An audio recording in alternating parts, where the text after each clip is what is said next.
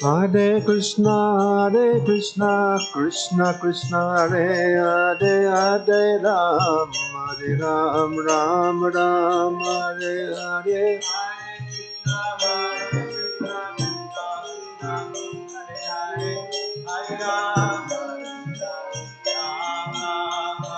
Hare Krishna, Krishna Krishna, Hare Hare, Hare Rama, Rama Rama, Hare Hare.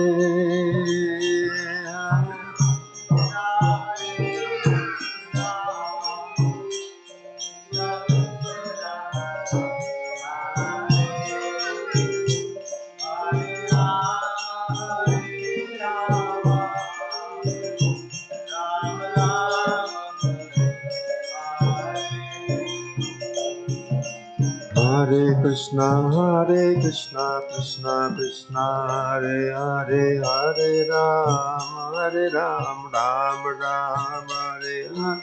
Hare Krishna.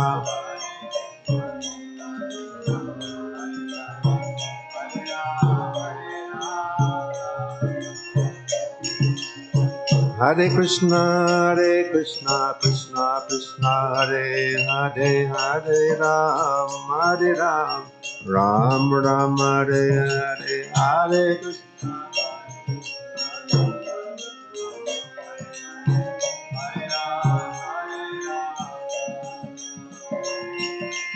Hare Krishna, Krishna Krishna, Hare Hare, Hare Ram, Ram Ram, Hare Hare.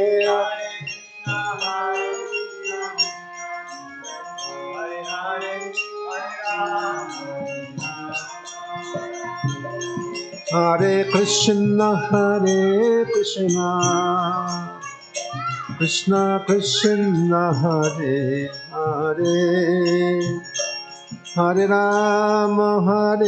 Rama, Rama Rama, Hare Hare.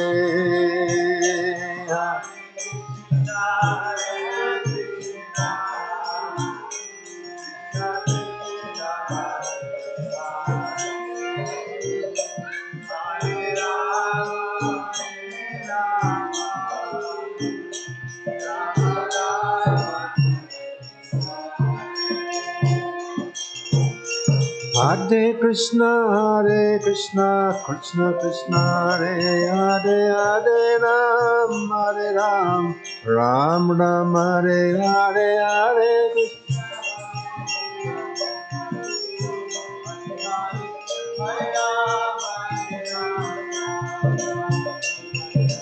Hare Krishna. Hare Krishna, Krishna Krishna, Hare Hare, Hare Ram, Ram Ram, Hare Hare.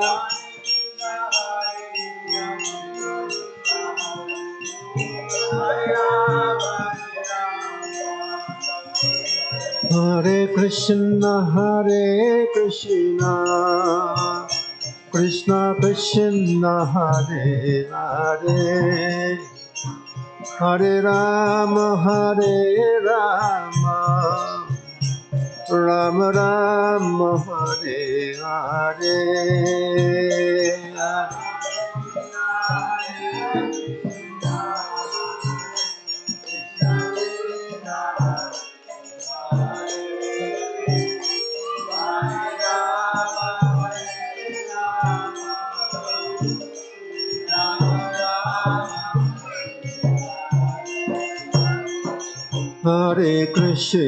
Hare Krishna, Krishna Krishna, Hare Hare, Hare Rama, Rama Rama, Hare Hare, Hare Krishna.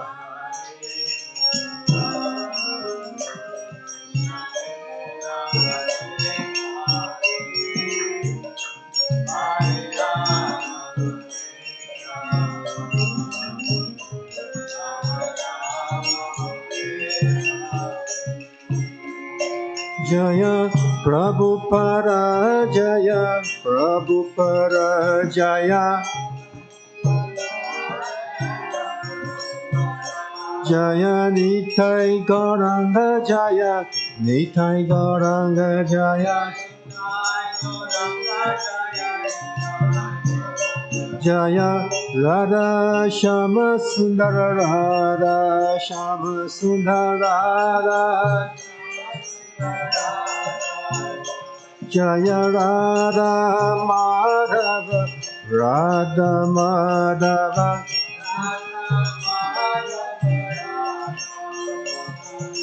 Nitai Gaura Hari Bol Hari Bol Hari Bol Nitai Gaura Hari Bol.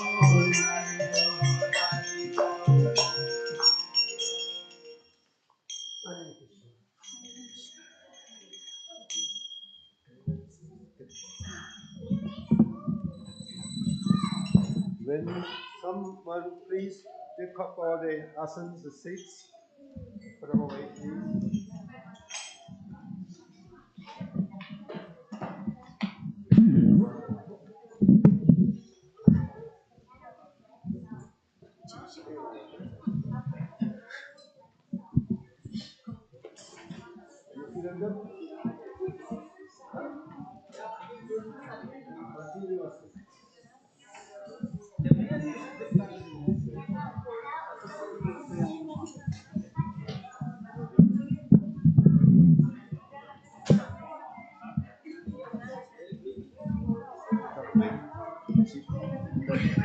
This one here. Jaya Prabhupada. Jaya. Go ahead. Jaya. You lead it. You lead it. You okay? Whatever. You decide. Prabhu. Mukunda asked me to sing. Mukunda asked me to sing. Oh, yeah, because you see he was making that, fixing up that schedule. Yes. So sorry about that. Okay, good. Because we were waiting that.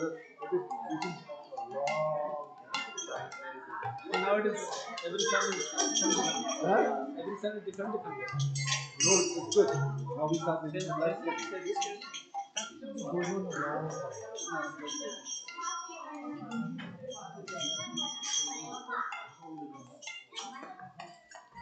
Okay, ready. Finally. Help. Help.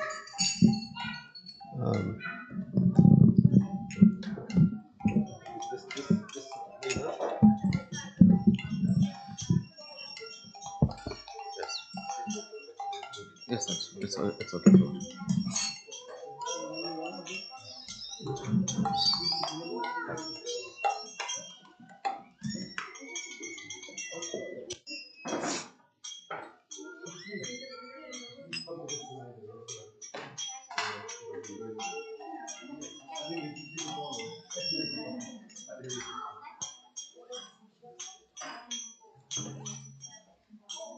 Radha Shama Sundar ki, Radha Madhava ki, Jaya Prabhupada, Jaya Prabhupada, Prabhupada, Jaya Prabhupada.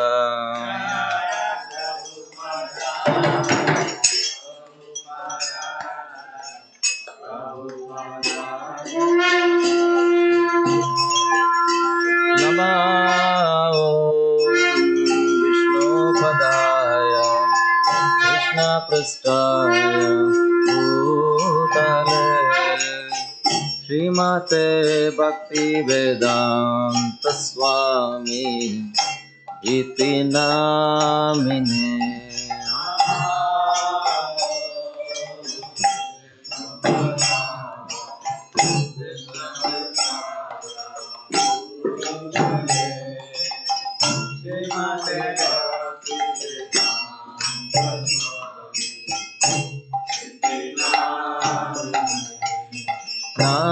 Namaste Saraswati Deve Gauravani Pracharine Nirvishesha Shunyavadhi Paschatya Deshatarine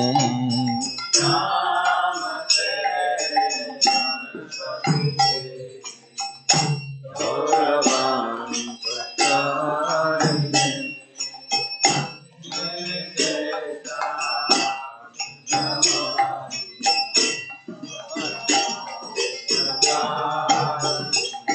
Kiva Jaya Jaya Gaura Chandir Aradhika Shobha Jaya Jaya Gaura Chandir Aradhika Shobha Kiva Jaya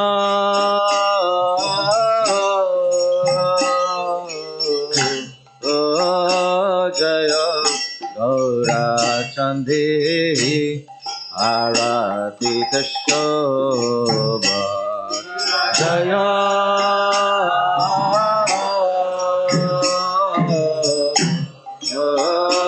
Jaya Gaura Chandhi Aradhita Shobha Janavita Tavane Jagamana Lobha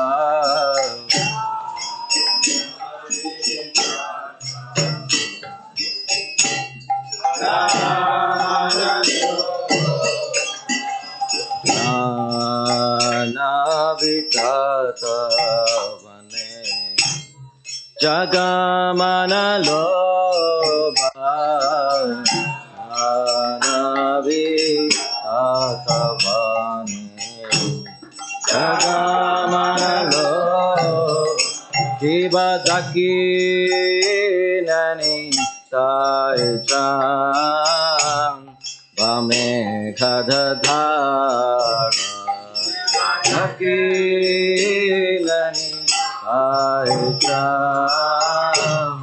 Vame Khadadhara Nikate Advaita Srini Vasa Chatradara Nikate Advaita Srini Vasa Chatradara Vasi Ache Gaura Cham Ratna Simhasane Vasi Ache Gaura Cham Ratna Simhasane Arati Karena Brahma Adi Deva Gane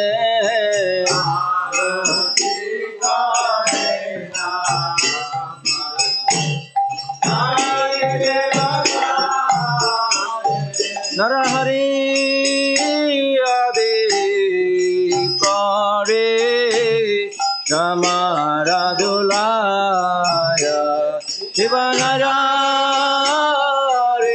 Adi Kare Namaradulaya Sanjaya Mukunda Basu Gosadi Gaya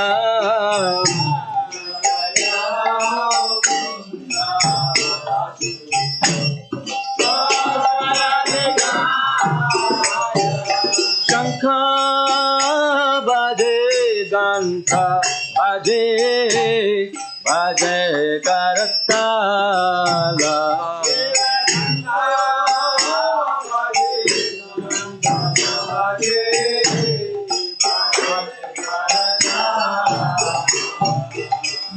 Madhuram Radanga Bhaje Paramarastala Madhuram Radanga Bhaje Paramarastala Shankha Bhaje Gantha Bhaje Madhur Madhur Madhur Bhaje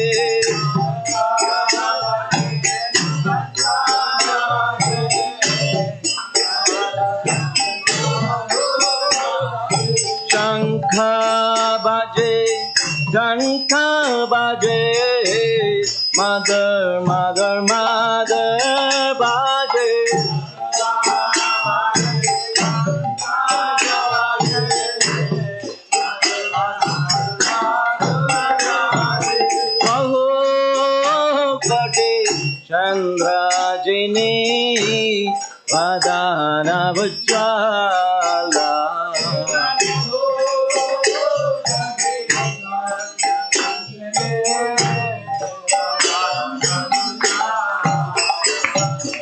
Mala dese vanamala Kore jalamala Mala dese vanamala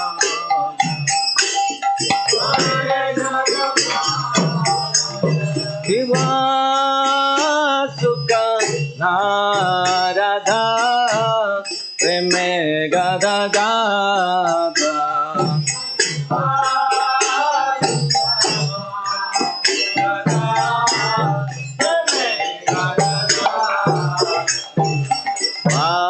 Kati vinoda dekhe Gaurara sampada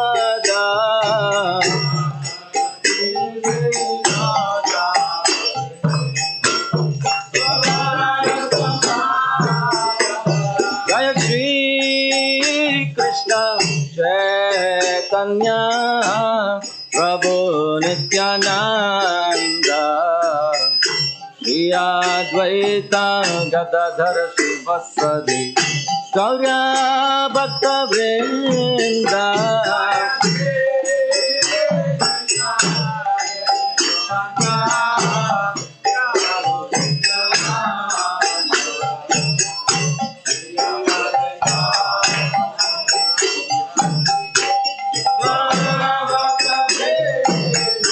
Jaya Shri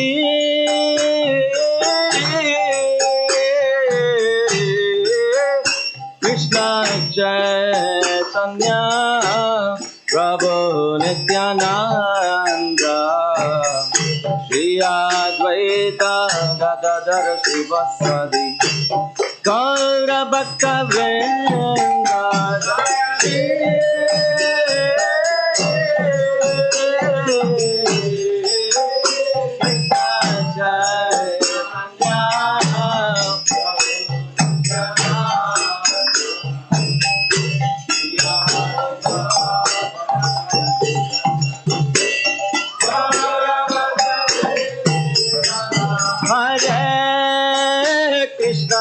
Hare Krishna, Krishna Krishna, Hare Hare, Hare Rama, Hare Rama, Rama Rama, Hare Hare. Hare Rama, Hare Rama, Rama Rama, Hare Hare. Krishna, Hare Krishna, Krishna Krishna, Hare Rama, Hare Rama, Rama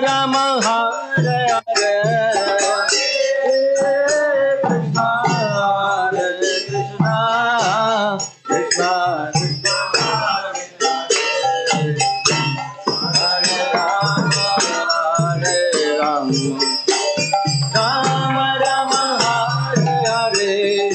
Hare Krishna, Hare Krishna, Krishna Krishna, Hare Hare, Hare Rama, Hare Rama, Rama Rama, Hare Hare.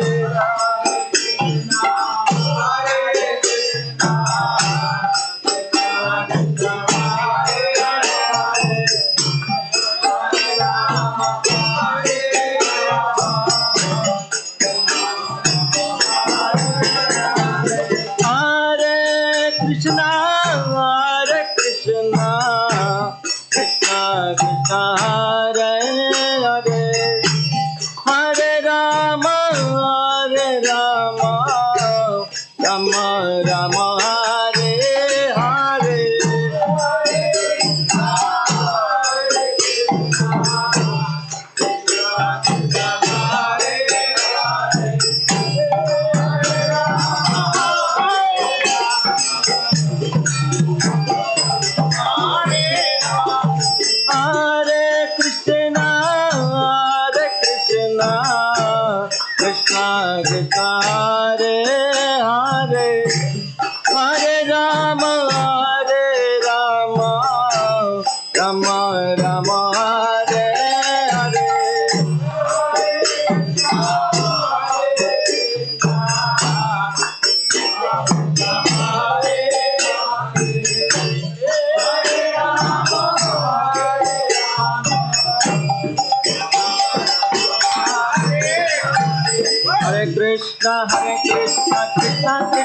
Hare Hare, Hare Ram, Ram Ram, Hare Hare.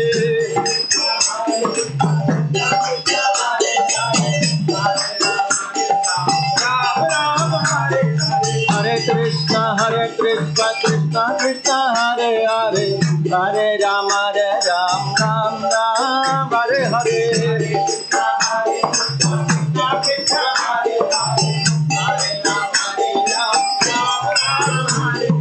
Hare Krishna, Krishna Krishna, Hare Hare, Hare Ram, Ram Ram, Hare Hare.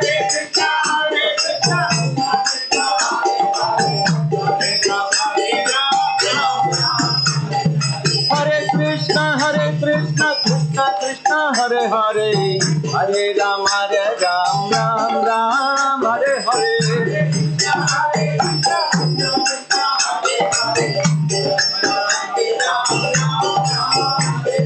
Hare Krishna, Krishna Krishna, Hare Hare, Hare Ram, Ram Ram, Hare Hare.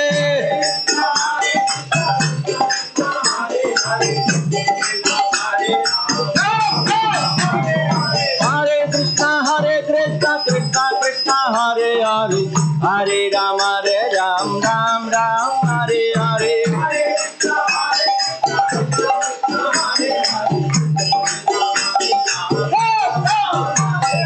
Hare Krishna, Krishna Krishna, Hare Hare, Hare Ram, Ram Ram, Hare Hare.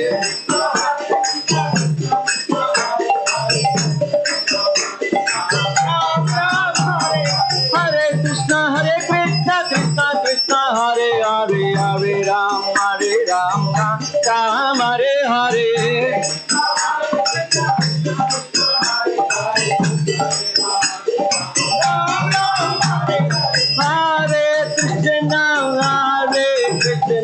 Hare Krishna, Krishna Krishna, Hare Hare, Hare Rama,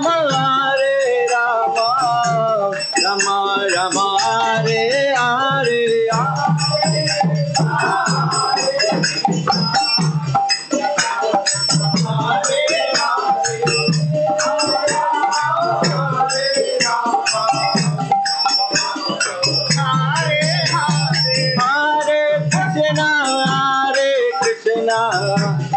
Krishna Krishna, Hare Hare, Hare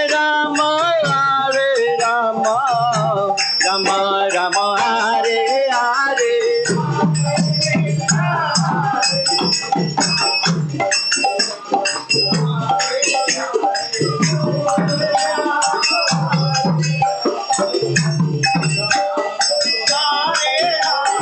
Hare Krishna, Krishna Krishna, Hare Hare, Hare Ram, Ram Ram, Hare Hare.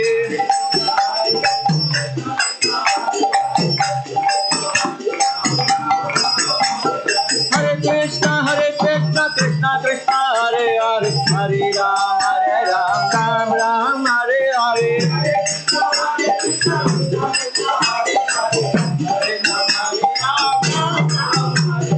Hare Krishna, Krishna Krishna, Hare Hare, Hare Ram, Ram Ram, Hare Hare.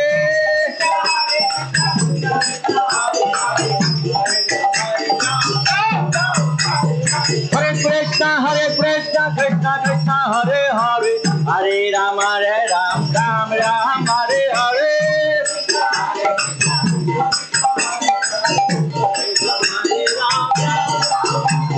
Govinda Jaya Jaya Gopal Jaya Jaya, Govinda Jaya Jaya Gopal Jaya Jaya, Radha Ramana Hari Govinda Jaya Jaya, Govinda Govinda Govinda Govinda, Gopala Gopala Gopala Gopala.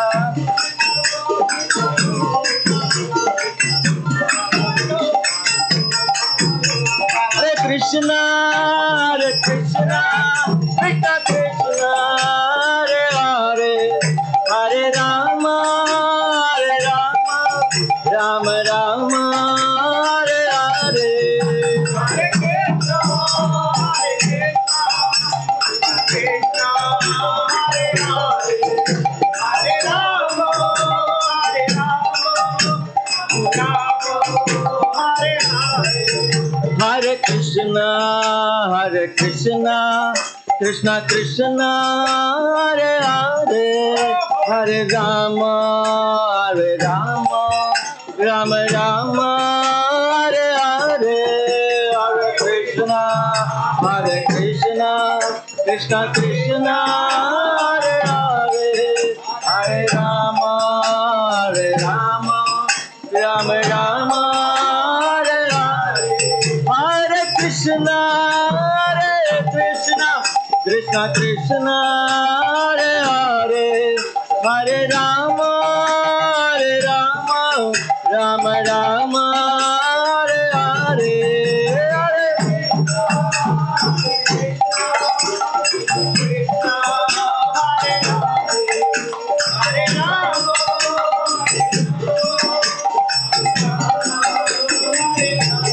Jaya Radha Shama Sundara, Shama Sundara,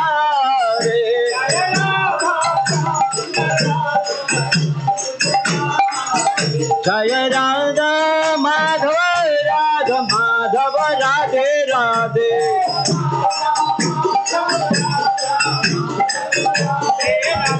Gauranitai, Gauranitai, Gauranitai, Gauranitai,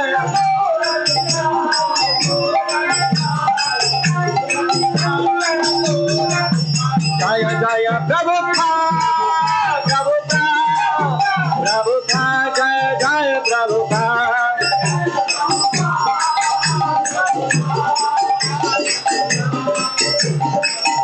Jaya Jaya Gurudev, Gurudev, Gurudev, Jaya Jaya Gurudev,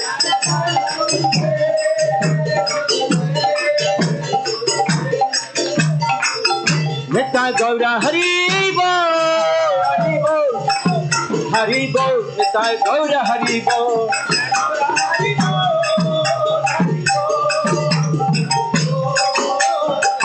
Nitya Gaura Hari Bol, Hari Bol, Hari Bol, Nitya Gaura Hari Bol, Hari Bol.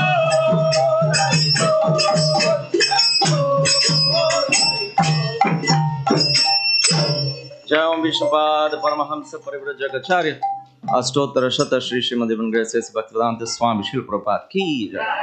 नित्य लीला प्रविष्ट जय ओम विष्णुपाद परमहंस परिव्राजकाचार्य अष्टोत्तर शत श्री श्रीमद् वेंकटेश भक्ति सिद्धांत सरस्वती गोस्वामी श्रील प्रभुपाद की जय। अनंत कोटि वैष्णव वृंद की जय। नामाचार्य हरदास ठाकुर की जय। प्रेम से कहो श्री कृष्ण चैतन्य प्रभु नित्यानंद श्री अद्वैत गदाधर शिवासदि गौर भक्त वृंद की जय।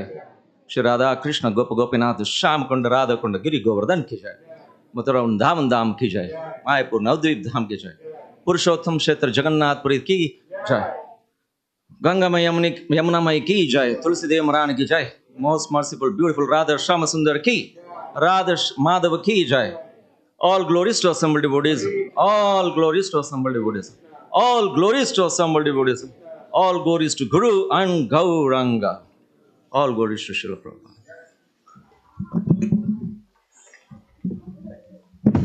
Sorry.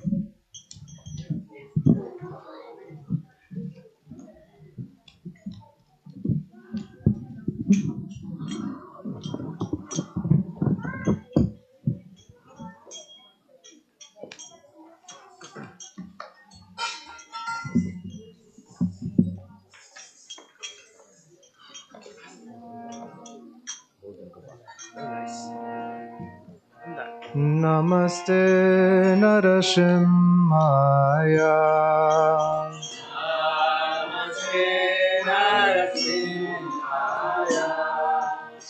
Namaste Narasimhaya.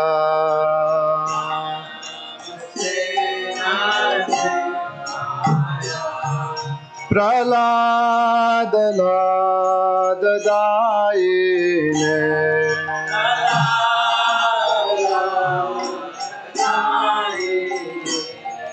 प्रहलाद लाद दायिने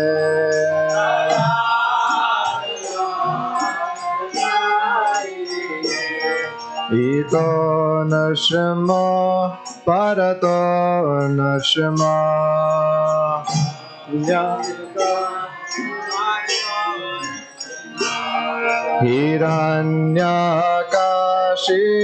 हिरण्यकाशिपूर्वक्षः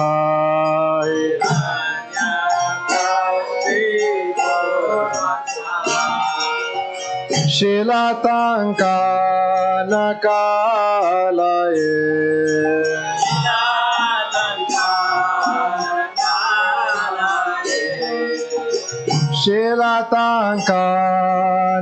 शिलाताङ्कानकालये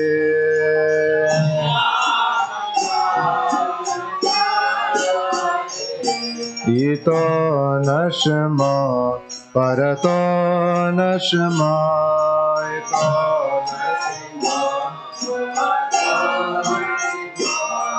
इतो नश्मा परतो नश्मा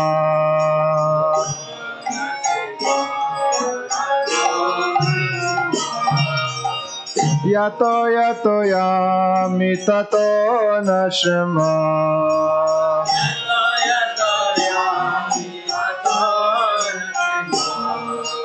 यतो यतो यामि ततो नश्मा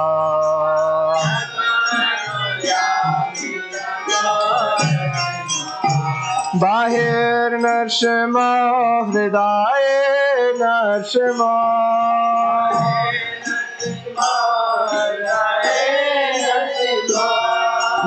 बाहिर्नश्मा हृदये नश्मा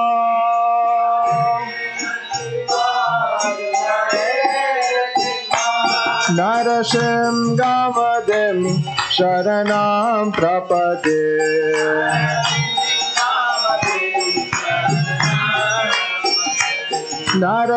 नरसिंहमदिं शरणं प्रपद्ये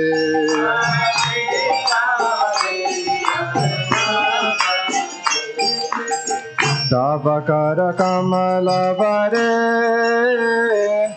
नकाम अद्भुत सिंगाम दलिता हिरण्यकशिपो तानुभृङ्गाम केशवधृता नरहरिरूपा जय जगदीश हरे जय जगदीश हरे जय जगदीश हरे तव कर कमल वरे नागम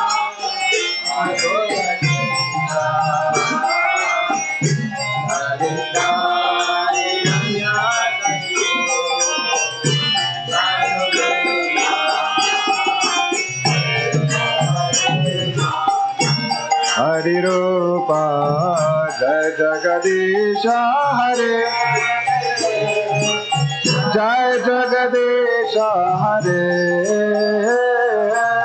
जय जगदीश हरे केशवदेता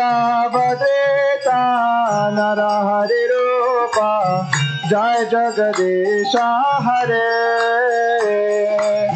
जय जगदीश हरे जय जगदीश हरे केशवदेता नर हरि रूपा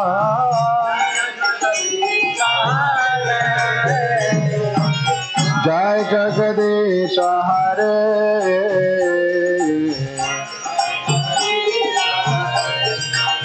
जय नरसिंहदेव नरसिंहदेव नरसिंहदेव जय Narasimhadeva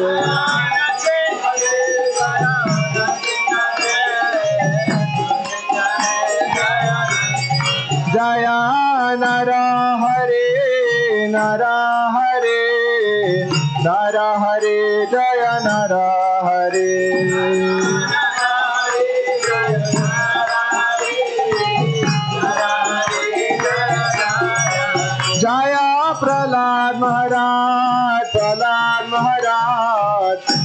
Prahlad Maharaj, Jaya Prahlad Maharaj.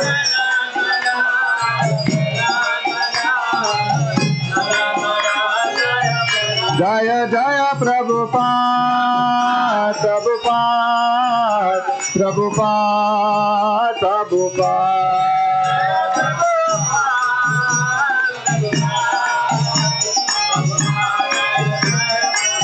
Nitai Gaura Haribo, Haribo, Haribo, Nitai Gaura Haribo.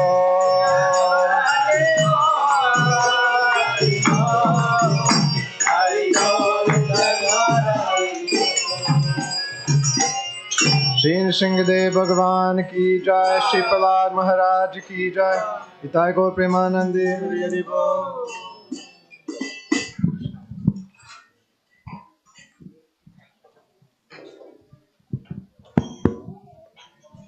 Hare Krishna, Hare Krishna, Krishna Krishna, Hare Hare, Hare Rama, Hare Rama, Rama Rama, Hare Hare. On behalf of ISKCON founder Acharya A.C. Bhaktivedanta Swami Srila Prabhupada, I would like to welcome all of you to ISKCON Naperville. Is there anyone here for the first time? If you are, please come forward and receive a small gift from us.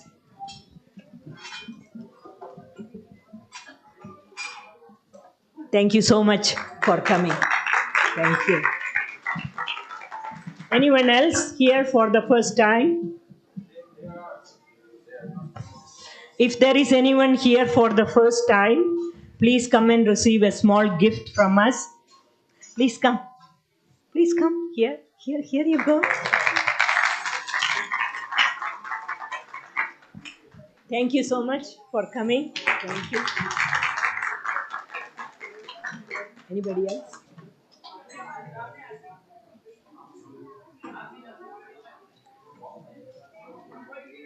Thank you so much for coming.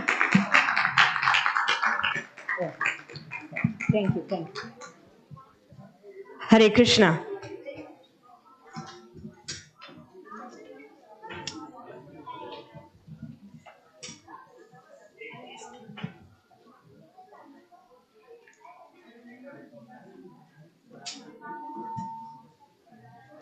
Today's Sunday feast class is given by His Grace Yamuna Jivana Prabhu, and the topic is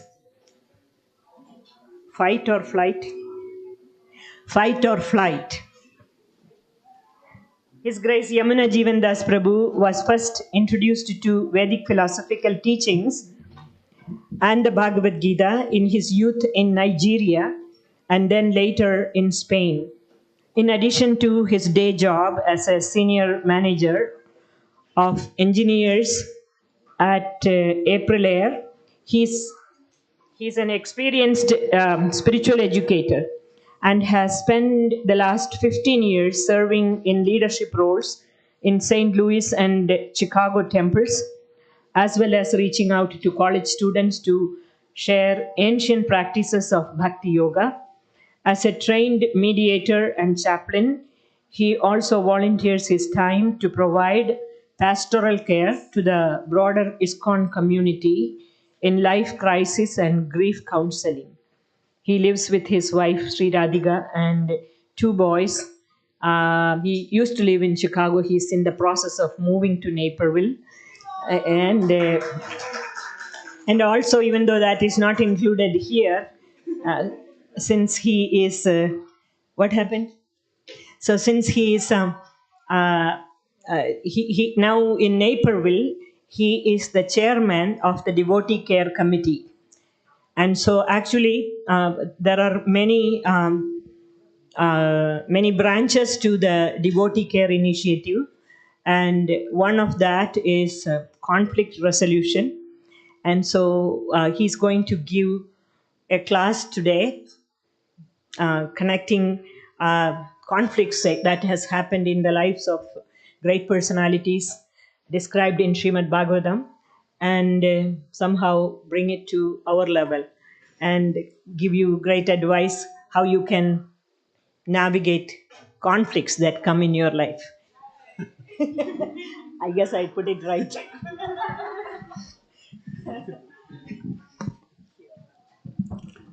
Hare Krishna, everyone. Can you hear me okay? Is it a little lower, right?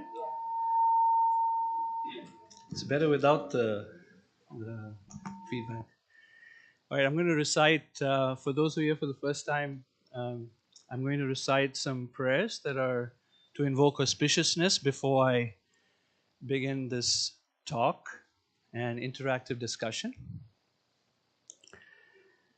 Om Jnana-timirandhasya Jnananjana-shalakaya Chakshurunmlitam Yena Tasmai Shri Guruve Namaha Shri Chaitanya Manobhishtam Stapitam Yena Bhutale Swayam Rupa Kadamayam Dadati Swapadantikam Vanchakalpa Tarubhyascha Kripa Sindhubhya Evacha पतितानां पावनेभ्यो वैष्णवेभ्यो नमो नमः जय श्री कृष्ण चैतन्य प्रभु नित्यानंद श्री अद्वैत गदाधर शिवासादि गौर भक्तवृंद हरे Krishna Krishna Krishna Hare Hare Hare Ram Ram Ram Hare Hare.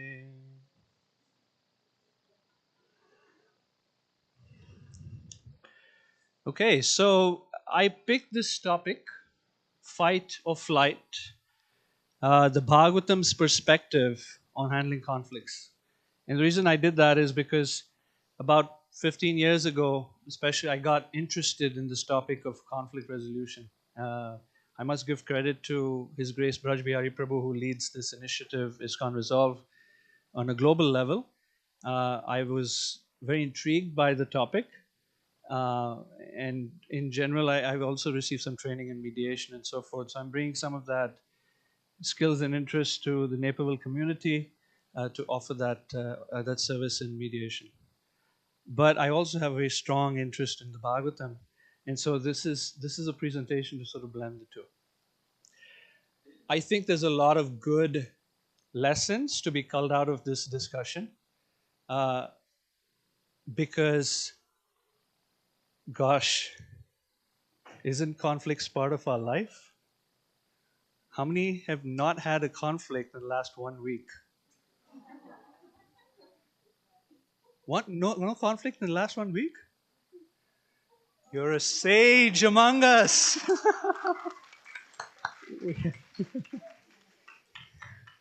Maybe we should switch positions, because I've had one. All right, so the first point that I want to bring up is conflict is inevitable. So we're going to recite a verse from the Srimad Bhagavatam, first canto, 8th chapter. And I maybe invite you to recite after me. Om Namo Bhagavate Vasudevaya. Om Namo Bhagavate Vasudevaya. Om Namo Bhagavate Vasudevaya. Manye Tvam Kalamishanam Anadi Nidanam Vibhum Samam Charatam Sarvatra Bhutanam Yanmitha Kali. So the last line is especially important. Bhutanam, Bhuta. Bhuta in Hindi means ghost, but Bhuta in Sanskrit really means living entities. And Bhutanam, meaning in plural, living entities, many living entities. Yan Mitha, that between them. Mitha means to be like a couple or between people. Kalihi. Kalihi means quarrel or dissension. So translation. This is by the way, this is a verse by Queen Kunti where she approaches Krishna just before Krishna is about to leave. After the battle of Kurukshetra, Kunti is feeling this heartbreak because Krishna is about to leave and she really loves him a lot. This is her nephew. And Krishna is none other than the personality of Godhead. She has many beautiful, beautiful verses before this, but then she speaks this one. Manye tvam kalam ishanam, I consider you to be time itself. It's a very interesting meditation. Time. And in fact, one can achieve mystic potencies by meditating on Krishna as time. She says there's no difference between time and the super soul within the heart. Our entire lives, I don't know about some of you, but I can say about myself, being in my mid 40s now and considering how I used to be his age and just enjoying life in a very different way. Time is just swiftly moving. I can't stop it. My kids are growing old. I can't, do this anymore to them. They just flick my hand away because they're older now. So time is just moving. We can't stop it, just moving. And that time energy is Krishna. So she says, you are the time energy. Anadi nidhanam vibhum. You have no beginning, no end. Samam charatam sarvatra. And even at that position, you're equal to all living beings. But how is it that some living beings are suffering in conflicts and others are not? The last line says, conflicts are just because living entities have social intercourse. They deal with each other. As soon as you have two living entities in environment together, there's going to be conflict. This is Queen Kunti saying it. The dissension between living beings are due to social intercourse. So it's inevitable. I'm going to show a little video here. Let's see.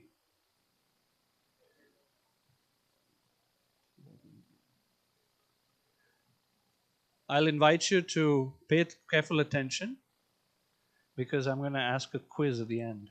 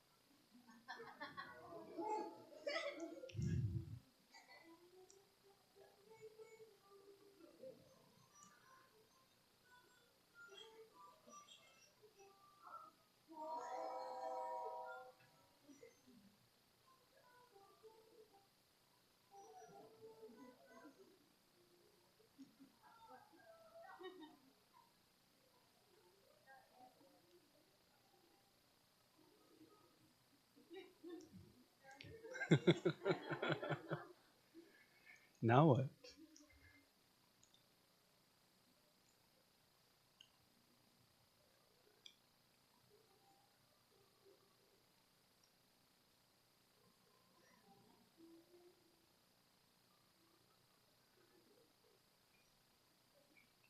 Okay, question is, what did you learn? Yes, David. David, right? Yeah. Can you speak loudly so that everyone can hear you? So, I think sometimes most important thing is that you can sometimes solve the problem. Yes. You can solve the problem by helping the other person. That's what I've learned. That's great. Thank you. Yes, sir. Lowering your stature does what? Lowering your stature can resolve conflicts. That's a nice one. The last time I did this with the last time I did this seminar with an online group, there was one devotee in the audience that said the lesson he took from himself for himself was that to resolve conflicts, one person has to bow down, and that usually is the husband.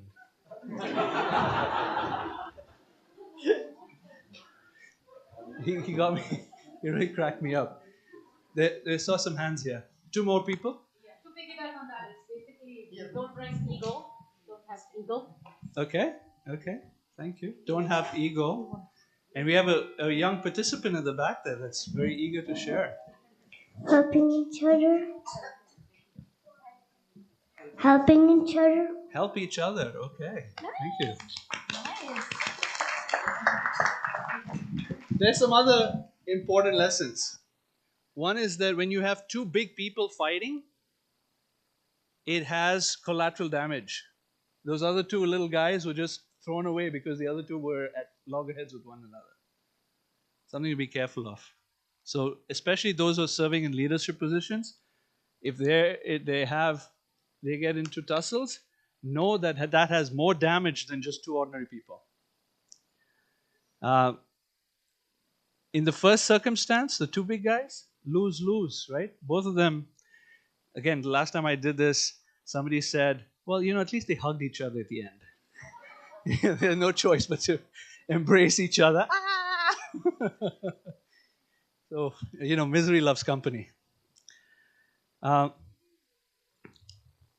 the other thing is that somebody else very astutely noted that how it worked for the two little animals, it couldn't have worked for the two bigger animals because one of them couldn't bend down enough that the other person, it wouldn't work. So resolving issues between two parties generally has to be a very customized thing.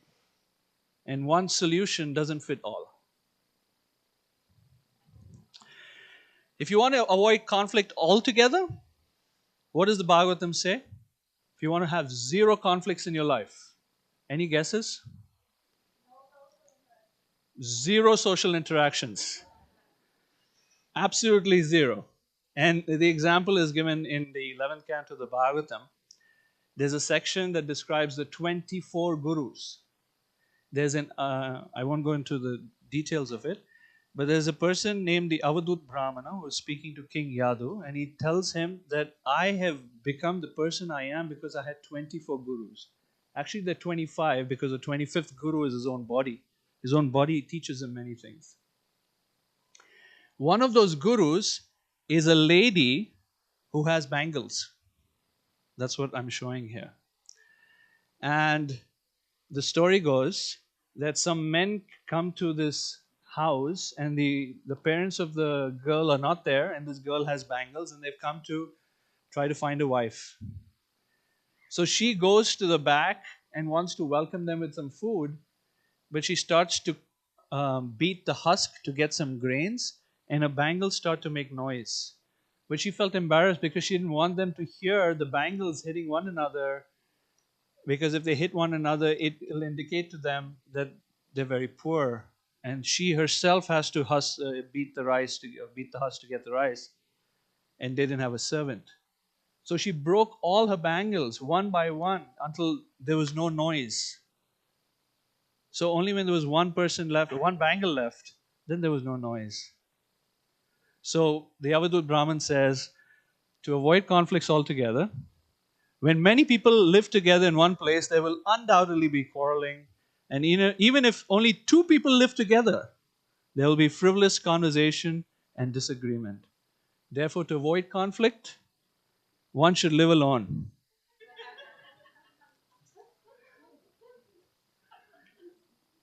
I am not advocating this. I'm not advocating living alone. We're building a new temple to invite thousands more people. So guess what's going to happen? Conflict can be viewed as an opportunity for growth. This is the key point. I want this to soak in.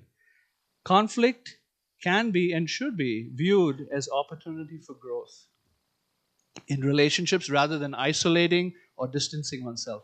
One of the natural responses to conflict is flight. Get out of there. I don't want to deal with this.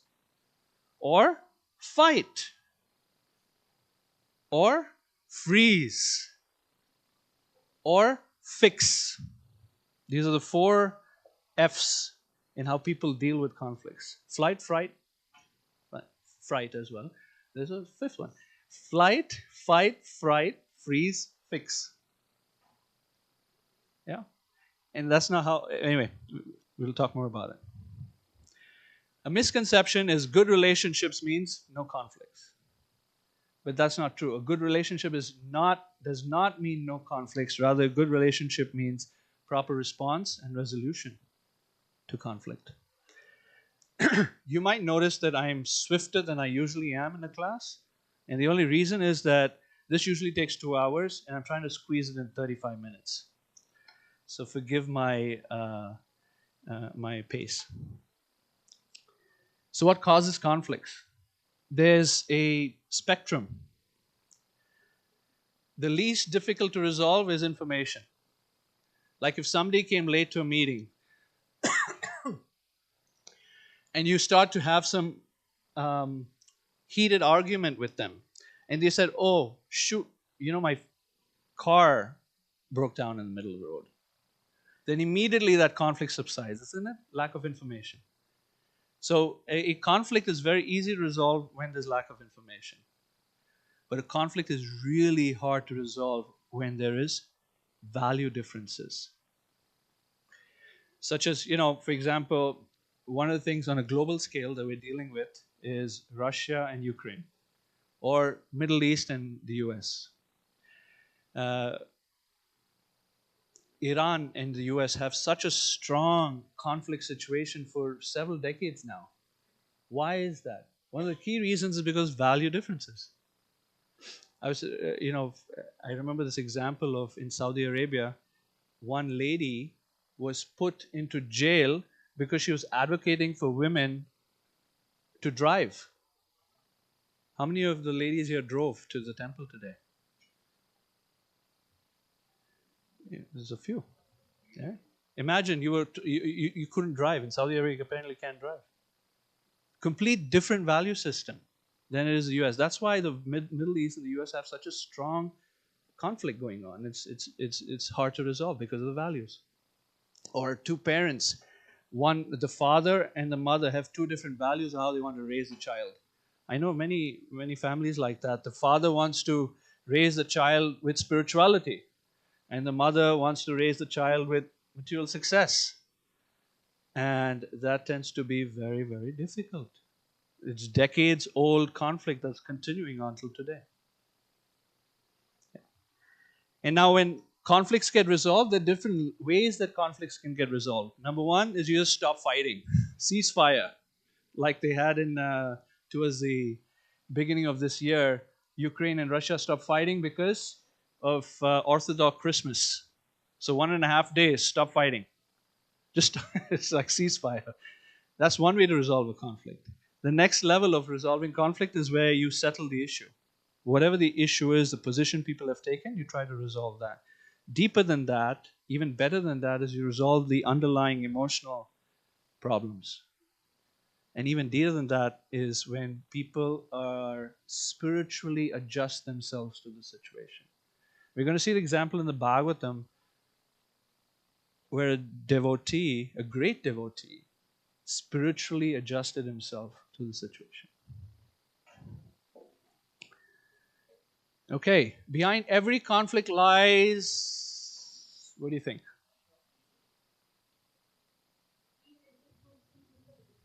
Difference in opinions? Yeah. I was going to say perceptions. We don't see things as they are, we see things as we are. We might think we're the king, or the way we wear the pants in the house. Reality is very different. I can say, at least for me. That's why in chess, the king can only move one step at a time. The queen?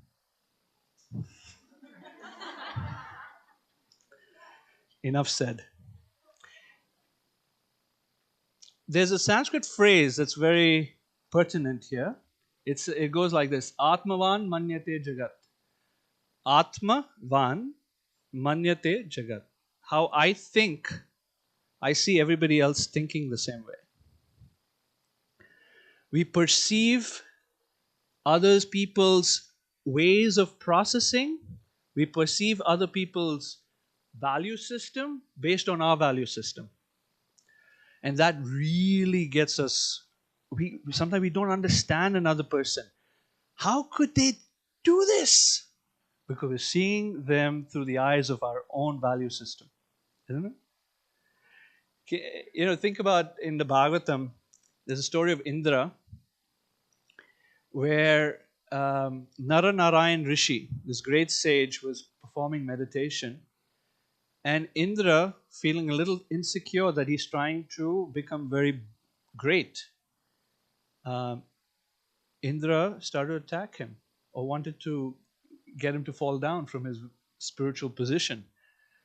Indra thought he was pursuing my kingdom, when in reality he was just meditating. It's got nothing to do with it. But he felt insecure because he saw him with the same motivations as he would have. Atmavan manite jagat. But to have these kind of assumptions or evaluations of another person, another party, is natural and normal, and you can't stop it because we are minute living beings, and we cannot not make some assumptions about what's going on out there. We can't really see the mind of another person. We know they have a mind, hopefully, but we can't see it. We don't know what's going on, and we don't know what's behind the mind, right? So we have to make some assumptions. At the same time, maturity is where we don't have conviction in our own perceptions. That grip on who we think others are is loosened. That's maturity. And the longer that we stay with a certain assumption, the longer it becomes a belief for us. So same situation, you have different perceptions. This is in one of the Vedic texts. It says, Kanya varate rupam mata vittam pita shrutam bandhava kulam icchanti mishtanam itare jana. So in a wedding, the bride, for the bride, the wedding means all about the bridegroom. My smart and handsome to-be husband. The mother is looking at, the financial gain we get with that son-in-law. Wonderful. The father, he's a very highly educated man. That's what he sees. The immediate relatives, he's coming from a prestigious family. Makes us prestigious. Everyone's looking from their own standpoint. And then for everybody else who attends the wedding, what do they care about? Mishtanam, the good sweets in the wedding feast. Isn't it? Like that. How many people are here? 70 people in this room? Each one of us walked in here with some kind of perception. Now, if we were to do, make sure everyone's connected to a lie detector, and we get you to honestly express, why are you here? It would be so fascinating. Right? When Krishna was fighting against Chanura and Mushtika in Kamsa's wrestling arena, everyone saw Krishna differently. This is a verse, same idea in different context. The wrestlers saw him as a lightning bolt. The men of Mathura as the best of males. The women as Cupid in person. The cowherd men as their relative. The impious rulers as the chastiser, etc., etc. So everyone sees the absolute truth, Krishna, from their own relative standpoint. Absolute truth seen from their own subjective relative standpoint.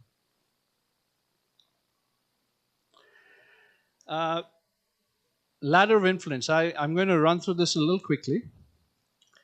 We make some observations. Let me see if I can get the highlighter here. 1 second. Laser pointer. Okay. So we observe data based on our experience. We select certain data to see, and then we add meanings to that data based on cultural and personal experiences. Then we make assumptions based on those meanings. Then we draw conclusions, we adopt beliefs, and then we take actions. And all of this happens like that. Quickly. For example,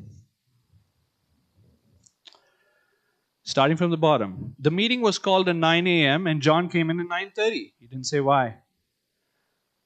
Then we have a belief. John knew exactly when the meeting was to start and he deliberately came in late. That's the story our mind is telling us.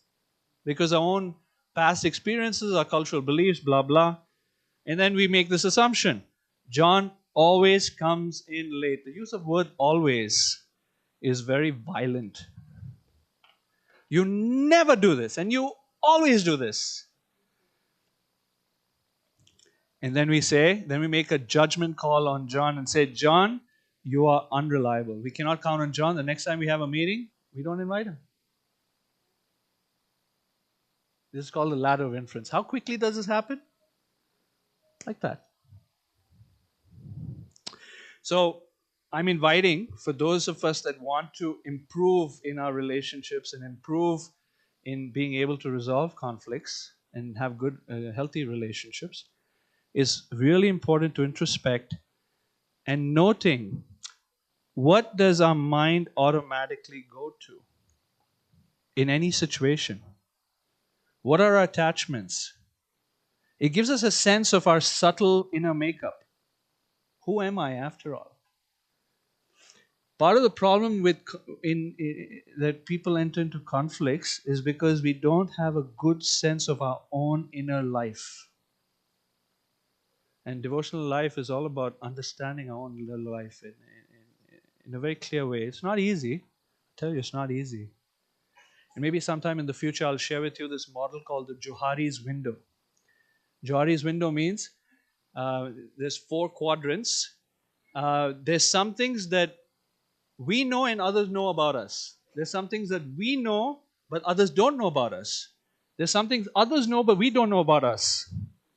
And there's some things we don't know nor others know about us. That's Johari's window. And how to increase the top quadrant where we know and others know about us. Because we don't want to be hiding necessarily our lives because it's not helpful. So being very introspective can help towards, this is like a foundation towards conflict resolution. Being introspective. In the Bhagavatam also, this ability to be introspective is a gift from Krishna. Brahma prays to Vishnu where he tells Vishnu, please give me the gift and the empowerment and the blessings to be introspective. So it's not something easy also to get a window into our own hearts. And so the great devotees even pray to Krishna for that. So there's a book called Getting to Yes. It's like the Bible of mediation. Written by professors in Harvard University. Generally, you'll have positions like, I'll get to an example soon. There's an issue and position. I am not going. My child might say. And I say, no, you are going. No, I'm not going. No, you are, So that's a position. And you're fighting on position. But behind positions are interests, needs, concerns, hopes, fears, the need for security. People want to be safe. By the way, this need for safety is very, very strong. It's a primal instinct of a human being. We have strong need for belonging. That's why many people come to a community like this. They want to belong.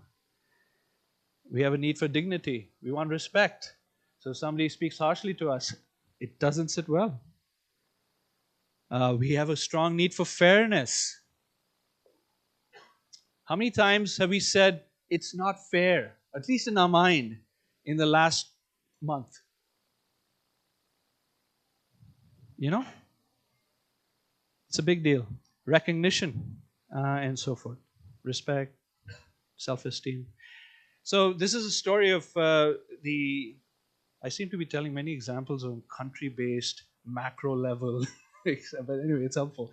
We have Egypt and we've got Israel. And the center there is the Sinai Peninsula. That Sinai Peninsula historically has been property of Egypt. More recently has been property of Israel. Egypt has wanted the Sinai Peninsula be part of their country for a long time. And that's their position, that's their demand, that's their stand. Israel says no. The Sinai Peninsula is ours. And so they have this conflict going on. And not until mediators came in to dig out the deeper interests and fears and needs and concerns were they able to resolve it. So the Egyptians, their need was a need for dignity. They wanted to have their place that they've had for many, many years in the past. And Israel wanted to be safe. They wanted to be safe because they thought that once the Sinai Peninsula is given to Egypt, that Egypt will now be a threat to Israel. So as soon as the mediators figured out what their needs were and what their concerns were, they were able to reach a solution. Now, some conflicts you can't read a resolution. In this particular one, once you go deeper, it's easier. So what they did was they gave it to Egypt and they declared that area as a demilitarized zone. So you couldn't have any army there, and so Egypt was, quote, safe. Now, nobody can be safe in this material world, but that's their safety. In conflict, when emotional intensity is high, the ability to reason is low.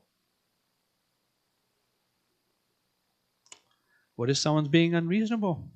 They have very strong emotions. How do you get to problem solving? Because problem solving is based on having some kind of emotional stability. The means is empathy. I've seen this work really well. When we extend empathy to someone who has strong emotions, the ability to calm those emotions down and then start to problem solve, it becomes possible. Just this morning, I was on a call with a relative. And that relative were up in arms, like really upset. One was really externally angry and the other one was very internally angry. So I got on the call and I just listened. I just sat there pretty. Allowed them to express how they were feeling. Gave them some empathy. And the energy just calmed down. And then they was able to talk through it a little bit better. Just this morning. And I was just observing how when empathy is offered, that strong emotions start to settle, because we naturally pick up on the energy of people around us. It's just natural. I was just observing a little earlier when Kirtan was going on, such intense drumming and clapping, and some of us would never sit around at home and start clapping. But here we are, because of the energy of other people, we start to clap and get into it, right? It's just energetically, we feed off of each other. Okay. This is the last slide before we enter into the Bhagavatam story that I want to share.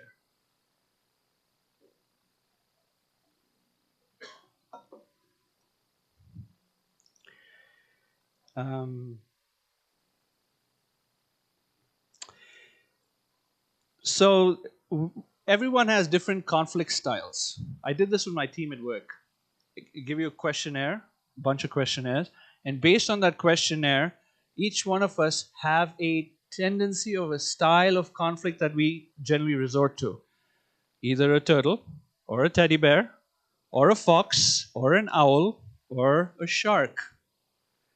When the goal is very strong, very important, but the relationship is not, we become like a shark. For example, during Christmas time and trying to get a parking space at the mall. Generally, Christmas time is supposed to be nice to everyone, right? But not at the parking spots at the mall.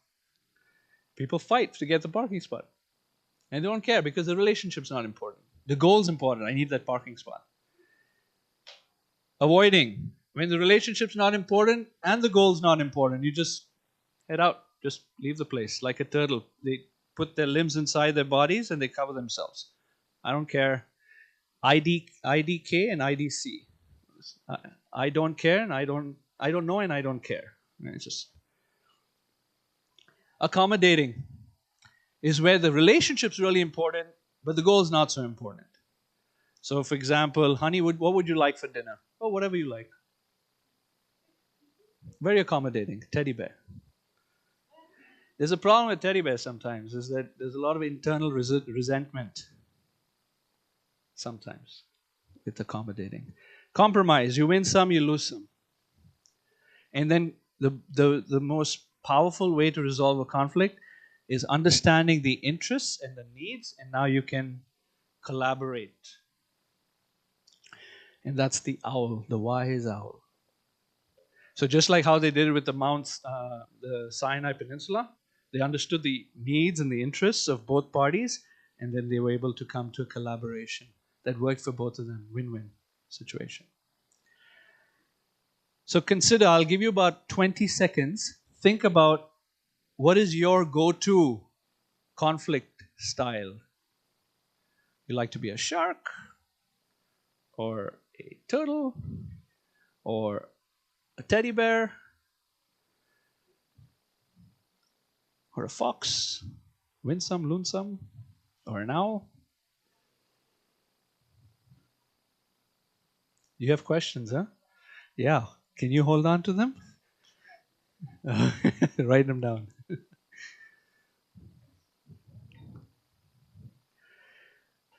Like I said, this can get really involved discussion. So let's move on to the case study. King Prithu gets into a serious conflict. Now, who's King Prithu? Anyone know? Who's King Prithu?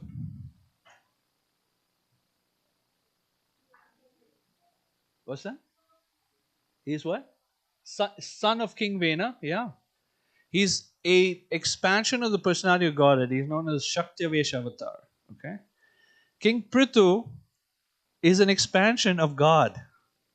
And he gets into a conflict? What to speak of us, little tiny entities? Yes. And the Bhagavatam shows us what happens. So here's a picture of Indra stealing a horse. Now what happens is that King Prithu, he's a great king. He's invested with this potency of God, which is called Palana Shakti, or the potency to rule. He's like an awesome leader. Awesome leader.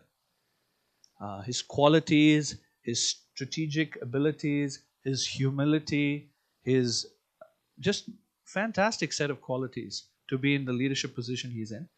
And as a king, the citizens love him very much. He wants to foster spiritual growth within the citizens such that the citizens are happy and that the entire kingdom flourishes. And so he intends to do what was done at that time, which is 100 horse sacrifices. Nowadays it's not recommended to do horse sacrifice, so we do the holy name sacrifice, so Harinam Sankirtan. And so in the first of the year, this temple does awesome chanting of what is 6 million names of God. It's amazing. So like that,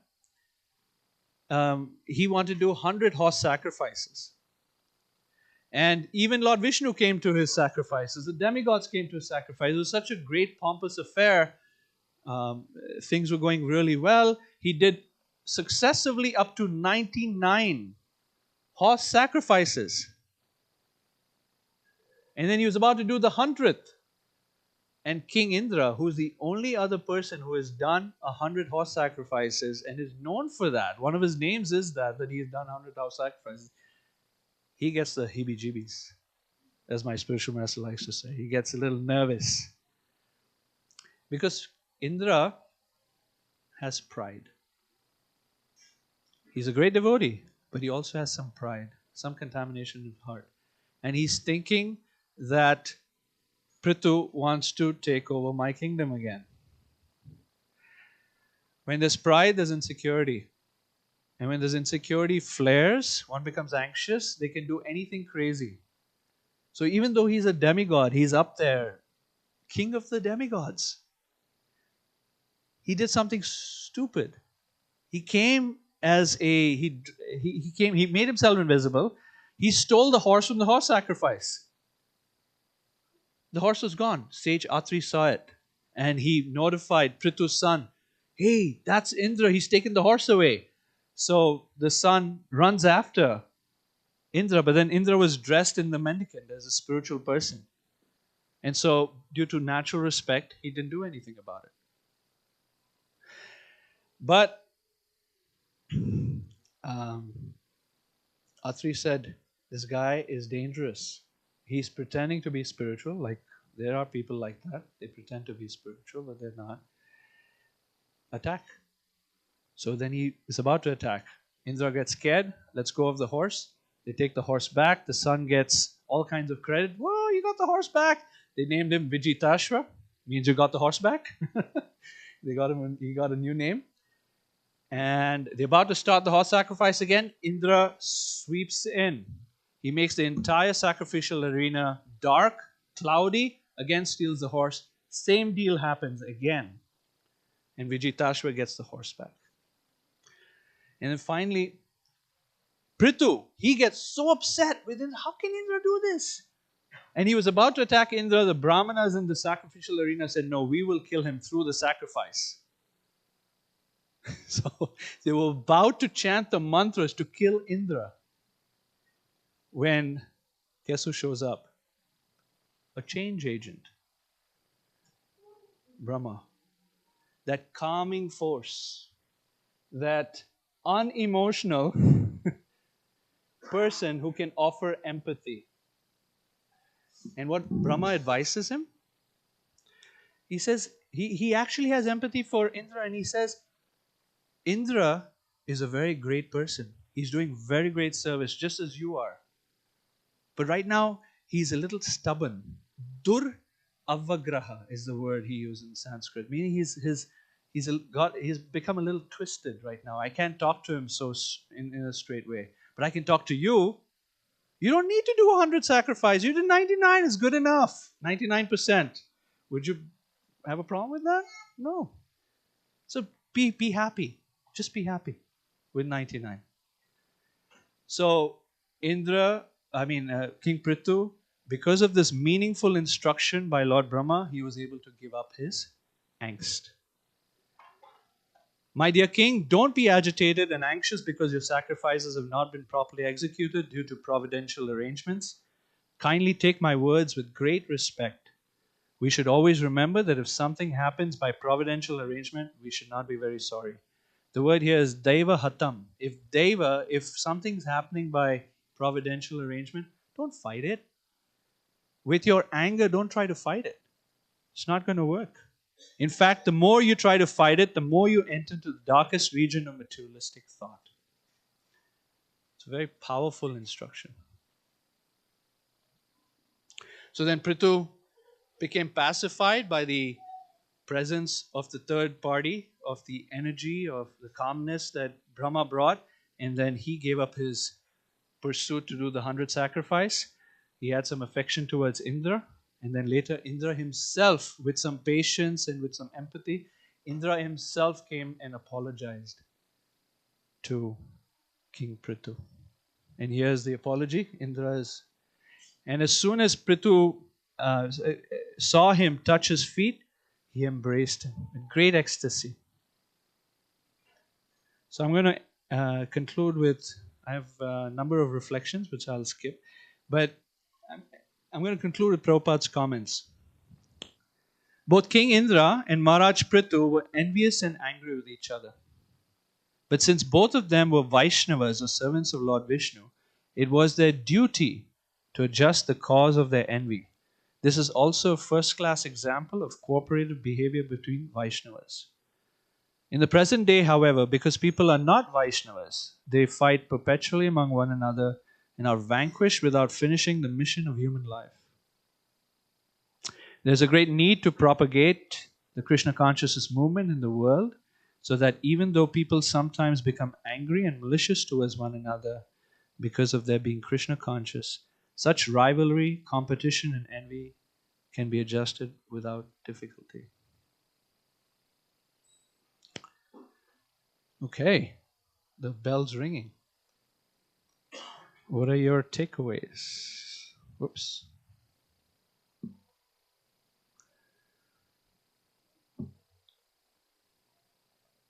We can end. You can if you have takeaways, you like to share some reflections, we can do it right after class, okay? But I'm done. Srila Prabhupada ki jai. Can I say one thing, sir? Because when I said initially I didn't experience any conflict this week, I forgot I was the only living entity in the house this week. And you know, I forgot to mention, we also sometimes have conflicts with our own minds when we're alone. Thank you.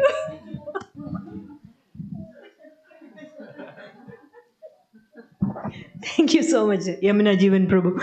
I'm sure everybody has a lot. Please give a big hand. I'm sure you all have a lot of questions, but Yamuna Jivan Prabhu is here and you can meet with him and ask. Sorry, because we have only 45 minutes for this presentation. And also, once again, he is the chairman of our devotee care department, and so he's moving to Naperville. So you can have as much discussion as you want on conflict or anything else. So you can book his time. So, but you have to pay for this if it is a personal, private. But it is really, we are very fortunate to have Yamuna Jivan Prabhu and Sri Radhika Mataji moving here because the extent of training they have both received in so many different areas concerning matters which really is relevant to our day-to-day existence. You know, it is tremendous amount of training and experience they are bringing to this community, and so we are very fortunate to have them here and really look forward to seeing them. Even though I would also say that it has been a relationship uh, built for over so many years, and even when they were living in St. Louis, Sri Radhika used to drive her van and pack up children and whole van load full of things to come and help us here with our Gita camp. And I used to call her like a gypsy. And she did that many years. And so finally Krishna brought them here, and I'm really grateful for their presence. So every Sunday we have the Sunday feast sponsorship, and now we have started another program which is a whole day Sunday worship. Families can sponsor the whole day worship, and Krishna's mercy. So much is happening in this temple right now. Other than we are about to finish the temple construction, a lot of other things are going on. So today's full day Sunday program has been sponsored by Bharat and Smita Patel and family. And the members are Raj Patel, Ashley Patel, Ravi Patel, Shivani Patel, and Asha and Anya Patel. So all this is the family members, and they have supported today's entire worship program, and they are seeking the blessings of the devotees and also that of their lordships. And they have been supporter of this temple for many years. In fact, one of our kitchen refrigerator came from them years ago when we moved here, and it survived for so many years that we are serving in this kitchen. And in many other ways, Smita and Bharat, we are very, very grateful to you and your entire family. Are they here today? They are not here. They will come. Okay. So give a please a big Haribol to Bharat and Smita Patel.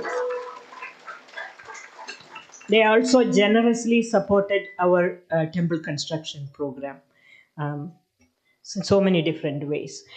And for our next week that full day program slot is open. Next week, the full day program, the slot is open. If anyone is interested, please contact Abhay Prabhu or at the website, right? We will have. Today's Sunday feast is sponsored by quite a few families. First of all, it is Shilpi, Mayank, Kanchan, Shresht and Agrim Malik. They are celebrating Shilpi's mom's birthday. Late Mrs. Anita Malhotra this Shilpi's family is here. Shilpi, please come. Please come and receive Prasadam. Thank you so very much for distributing Krishna Prasadam to the devotees here. Pooja Mataji is seeking the blessings of Krishna and devotees for family and friends. Pooja is here. Pooja and family? No. Okay. And Rakesh Kumawat is seeking blessings of their lordship and celebrating Makar Sankranti festival. Rakesh Kumawat. Not here. Okay, Sangeeta Dubai is seeking blessings from devotees. Sangeeta, I saw her somewhere. Please come.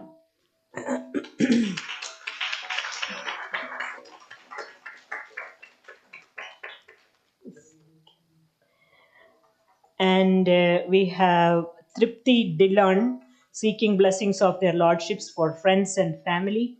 Tripti Dillon. Oh, okay, there. Please. Thank you so much. Yes. And Balaram Prasad Prabhu is seeking blessings for son Pradyumna's birthday. This was few weeks ago. Balaram Prasad Prabhu, I think I saw him.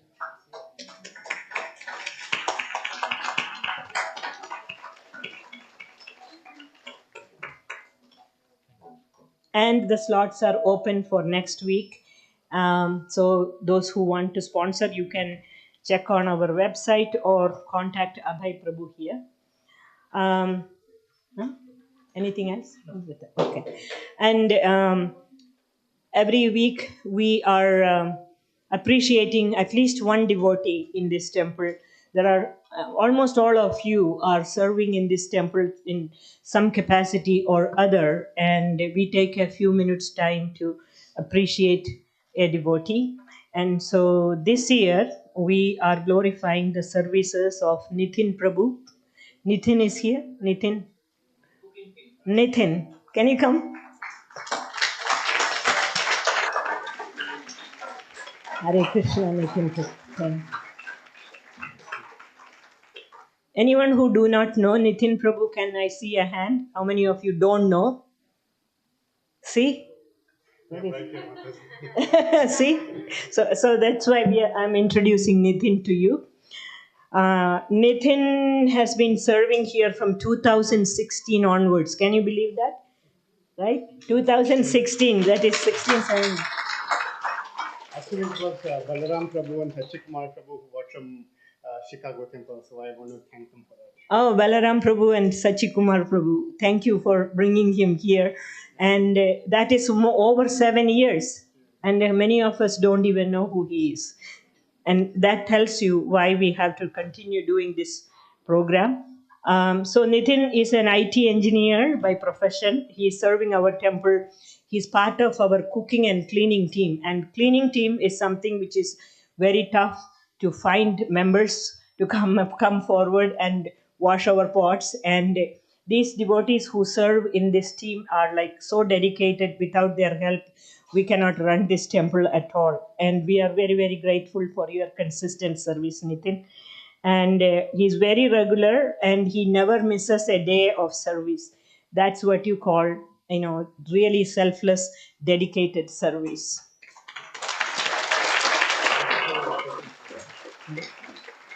He's also connected with Krishna Murari Prabhu and his family. And as I mentioned, they have been serving here from 2016 onwards. And his wife, Bhagyashree, and he lives with his wife and child, Anika, 3-year-old daughter, in Oak Brook, Illinois. He's not even living here in Naperville. Oak Brook is a little bit far away. Thank you for taking the time to come and serve in this temple, Nitin Prabhu. We really appreciate that.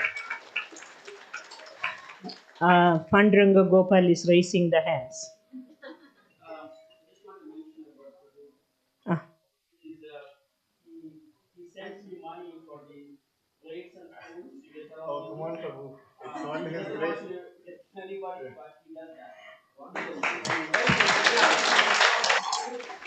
Thank you, Nitin. Thank you so much. I really appreciate that. And Panduranga Gopal Prabhu is asking me to announce the cooking and cleaning teams today. Cooking team is Kiran Mataji, Deepu Mataji, Deepan Prabhu, and Mamata Mataji. And cleaning teams are Krishna Murari Prabhu, Krishna Podila Prabhu, Bhuvan Sabyasachi, Ram Das, and Nitin Prabhus. And serving is by Sharavanan Prabhu. And I think grocery shopping, Shrikant Umesh, and pantry by Umesh. So give them a big hand. I just wanted to quickly check if Shyam is here or Sumangala, anybody here. I don't see them, the fundraising team. I see some slides are being projected there. If you have the time, please take a look at it. The good news is that the temple construction project is moving forward as in a timely fashion by the mercy of Shri Shri Radha Madhava, Shri Shri Radha Shyamasundar, blessings of all of you. Everything is going forward nicely, and with Krishna's mercy and devotees' blessings, we are on time. And as it has been announced previously, Akshaya Tritiya weekend, which is April 20th, 21st, and 22nd, 3 days, is the temple inauguration ceremony.